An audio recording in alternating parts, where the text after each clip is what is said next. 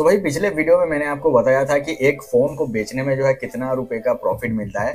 आज के इस वीडियो में हम बात करेंगे कि अगर आप कोई फ़ोन का डीलरशिप लेना चाहते हो तो उसके लिए आपको क्या करना होगा, क्या डॉक्यूमेंट आपके लिए लगेगा और सबसे बड़ी बात कि कितना पैसा आपको देना पड़ेगा अगर एक मोबाइल फ़ोन का डीलरशिप लेते हो कोई भी ब्रांड का, ठीक है। तो क्या प्रोसीजर है सब कुछ इस वीडियो में बताने वाला हूं। तो वीडियो काफी ज्यादा इन्फॉर्मेटिव होने वाला है, तो मेक श्योर ये जो वीडियो है ना इसको एंड तक देखते रहना और इस चैनल पे नए आए हो तो चैनल को सब्सक्राइब करके ही जाना। तो भाई मोबाइल फोन मार्केट में जितने भी सारे ब्रांड है, चाहे वो सैमसंग है, रियलमी है, शाओमी है, ओप्पो है, वीवो है, सभी ब्रांड का जो डीलरशिप प्रोसीजर है ना वो बिल्कुल सेम होता है।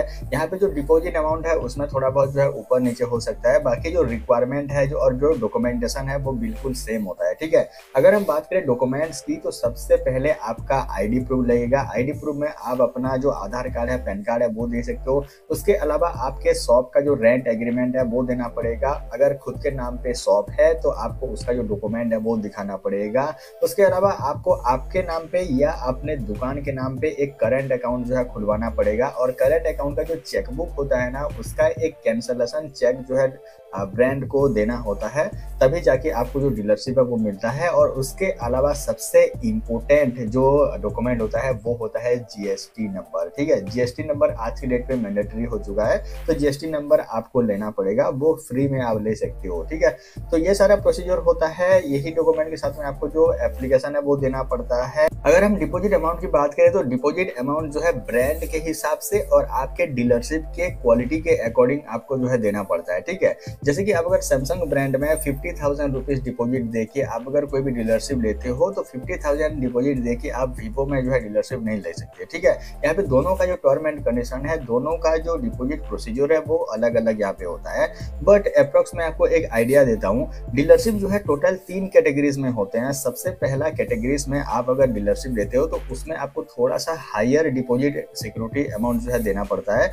उसमें आपको दुकान का जो इंटीरियर डिजाइन है, सैमसंग का हो, एप्पल का हो या फिर वीवो का हो, जो भी ब्रांड का हो, वो सारा इंटीरियर जो है डीलरशिप में ऐड होता है। डीलरशिप में ये भी ऐड होता है कि जो सैमसंग के बंदे होते हैं, सैमसंग का जो स्टाफ मेंबर होता है या फिर वीवो का जो स्टाफ मेंबर होता है वो आपके दुकान में आके प्रमोशन वगैरह करते हैं, वहाँ पे एडवर्टाइजमेंट वगैरह करते हैं। दूसरे टाइप के डीलरशिप में आपको दुकान का जो इंटीरियर वगैरह है वो करके दे दिया जाएगा। होर्डिंग वगैरह के लिए जो एडवर्टाइजमेंट के लिए जो भी सारा चीजें हैं वो दे दिया जाता है।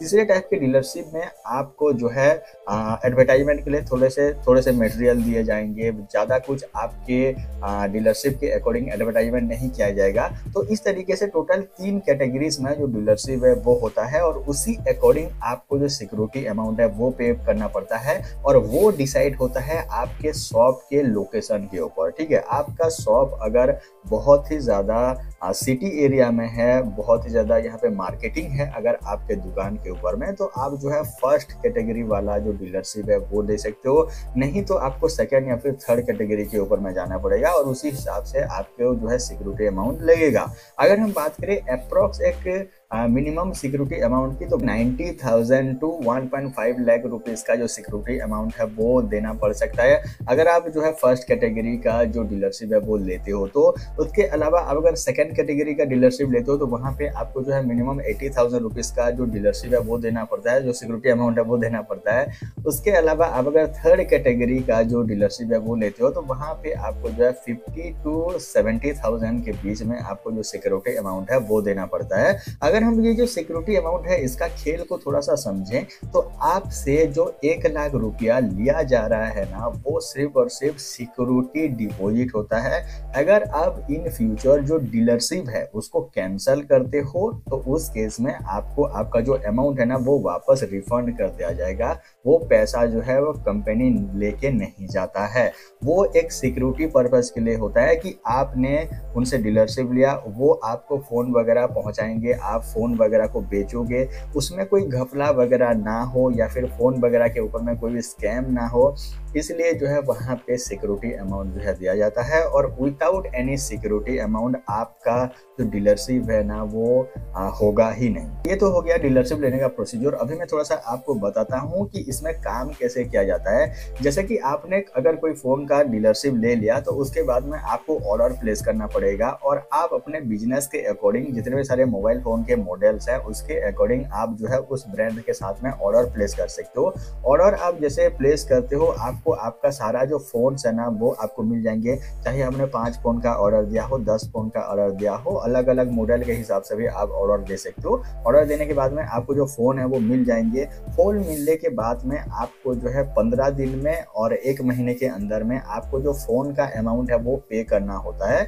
इंस्टॉलमेंट के हिसाब से भी आप पे कर सकते हो। जैसे कि आपने अगर 10 फोन खरीदा 1 लाख रुपए का और आपने 10 फोन को अगर 5 दिन में बेच दिया तो 5 दिन में भी आप अपना जो पेमेंट है वो कर सकते हो। नहीं तो आपको जो है 15 दिन में एक बार पेमेंट या फिर महीने में एक बार पेमेंट जो है करना है।